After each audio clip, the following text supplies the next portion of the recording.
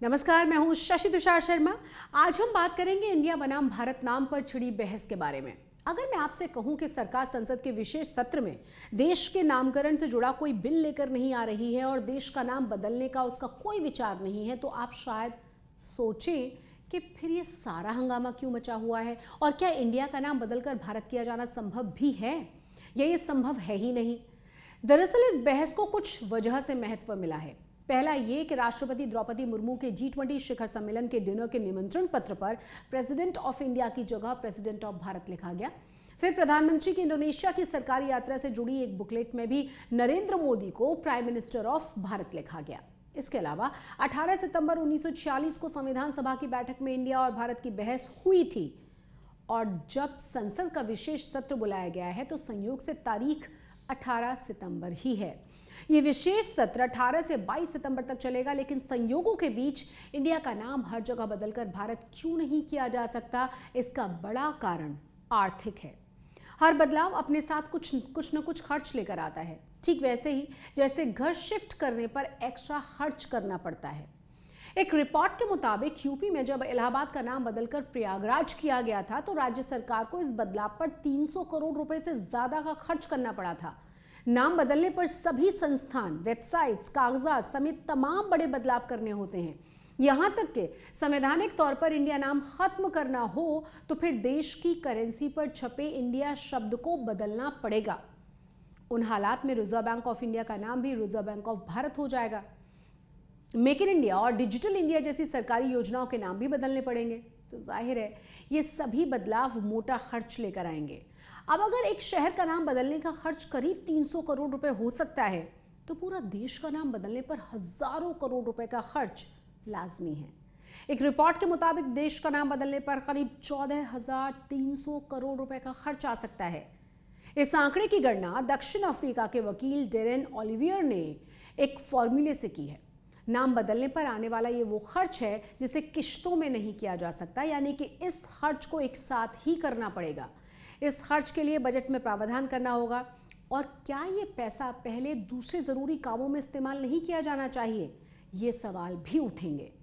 संविधान में India that is Bharat का जिक्र है और देश का नाम इंडिया और भारत पहले से है, दोनों ही नाम इस्तेमाल भी होते हैं।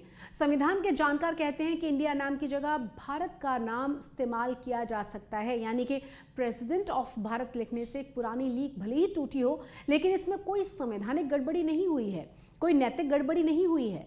दरअसल सरकार की तरफ से इस शिगुफे को हवा दी गई है और जिसकी वजह यह है कि विपक्ष जिस इंडिया गठबंधन को लेकर इतरा रहा है और जिस इंडिया शब्द के जरिए वो एनडीए गठबंधन को बैकफुट पर ढकेलने की तैयारी कर रहा है, सरकार उसका काउंटर करना चाहती थी।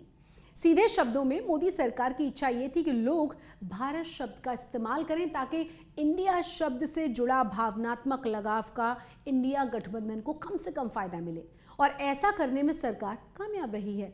क्योंकि अखबार की हेडलाइन से लेकर टीवी की बहस और सोशल मीडिया पर लोग इसकी ही चर्चा कर रहे हैं। फिर इन चर्चाओं में दो बातें साफ तौर पर सामने आई हैं। पहली ये कि इंडिया शब्द अंग्रेजों की देन है और दूसरा भारत शब्द पौराणिक है और आज़ादी के आंदोलन में भारत माँ जैसे शब्द क्रांति का पर्याय बन गए थे। इसके अलावा राष्ट्रीय स्वयंसेवक संघ अपनी स्थापना के साथ ही देश के लिए भारत शब्द इस्तेमाल कर रहा है। यहाँ तक कि अंग्रेजी में भी विपक्षी दलों ने इंडिया बनाम भारत की बहस में तेजी से प्रतिक्रिया दी है और ये मुद्दा गर्मा गया है।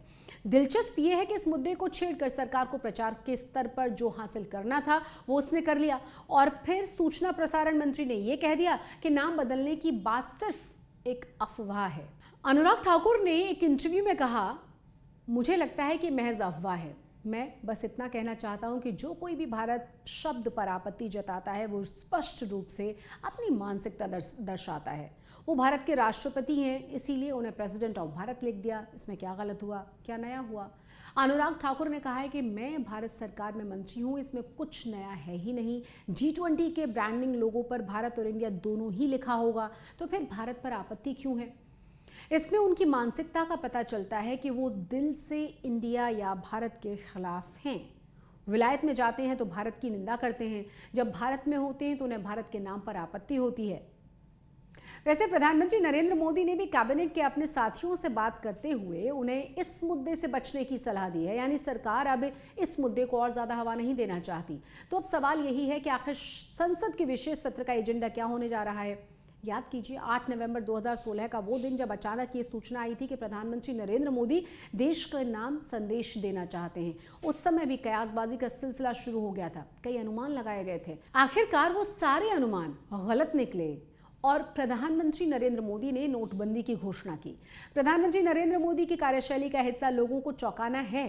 इस बार भी संसद के विशेष सत्र का एजेंडा सामने न आने के कारण पहले वन नेशन वन इलेक्शन पर बहस छिड़ी। हालांकि बाद में खुद संसदीय कार्य मंत्री प्रहलाद जोशी ने कहा कि अभी सिर्फ रामनाथ कोविंद की अध्यक्षता में समिति का गठन हुआ है। इसका यह मतलब नहीं हुआ कि तुरंत ही हो जाएगा। इसके बाद चर्चा महिला आरक्षण विधेयक को लेकर भी शुरू हुई। उसके बाद इंडिया बनाम भारत की बहस छिड़ गई। बहुत संभव है कि आने वाले दिनों में फिर से कुछ नया एजेंडा बहस का हिस्सा बन जाए। लेकिन क्या प्रधानमंत्री नरेंद्र मोदी एंड टीम मुद्दे को सार्वजनिक करेगी या संसद के विशेष सत्र के दौरान लोगों को फिर से अप्रत्याशित एजेंडे से दो चार होना होगा, जिसकी अभी तक किसी को भी हवा नहीं है, किसी को जानकारी नहीं है। इसी के साथ फिलहाल मेरे साथ बस इतना ही। चुनाव से जुड़ी हुई तमाम जानकारियों के लिए आप देखते रहिए चुनाव आज तक। वीडियो अगर आपको पसंद आया है तो लाइक जरूर आप करें और साथ ही चैनल को सब्सक्राइब करना बिल्कुल न भूलें। नमस्कार।